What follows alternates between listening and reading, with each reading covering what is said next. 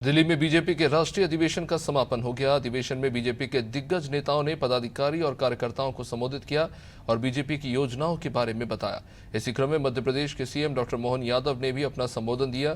CM Yadav ने BJP की उपलब्धियों को बताने के साथ विपक्ष पर जमकर हमला बोला।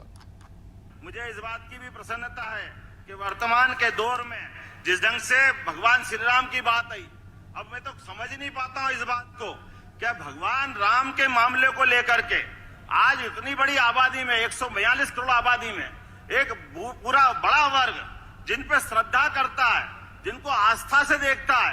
अरे हमारे अपने परिवार में भी हम देखें कि अगर हमको परिवार में कोई किसी परिवार का निमंत्रण मिलता, हमारी जाने की इच्छा हो, न जाने की इच्छा हो, लेकिन हम जिसने निमंत्रण दिया उसको सार्वजनिक रूप से अपमानित तो नहीं करते, उसका निमंत्रण ठुकराते तो नहीं है।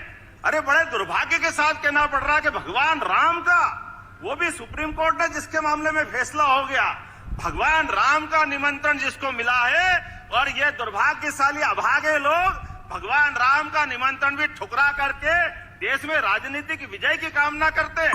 ये किस ढंग से राजनीति करना जानते हैं। मुझे इस बात की भी प्रसन्नता है कि हमारी पार्टी ने जो अब शुरुआत से कही है, जिसके बारे में माननीय गृह मंत्री जी ने बात रखी थी, धारा 370 को लेकर के 1951 में जो बात कही थी, उसी बात के आधार पर आज देश के अंदर न केवल धारा 370 हटाई है, बल्कि आज पर्यटन के क्षेत्र में पूरे देश में कश्मीर, और देश नहीं दुनिया में एक जो हमने कहा कि हमारा अपना एक तरह स्वर्ग का भूखंड है कश्मीर, उसको सबके सामने ला करके न केवल दिखाया बल्कि आतंकवाद सहित ऐसे कई विषयों को समाप्त करने का प्रयास किया। कांग्रेस पार्टी की लड़ाई के आधार पर अगर बात करें तो अगर 5 विधानसभाओं का हिसाब लगाएं, ज्यादा लंबी बात नहीं करूंगा, तो चुनाव में 5 विधानसभा में से कांग्रेस 4 में हार गई, जिनमें 2 में उनकी सरकारें थी। आप अंदाज लगा लो, आज आंध्र, नागालैंड, सिक्किम, इन 4 राज्यों में कांग्रेस का एक भी विधायक नहीं है। ये किस ढंग से अपने आप को आने सत्ता की बात कर रहे हैं कि आने वाले समय में वो सत्ता में आएंगे। पश्चिम बंगाल में केवल इनका एक विधायक है, वो भी उपचुनाव में जीता है।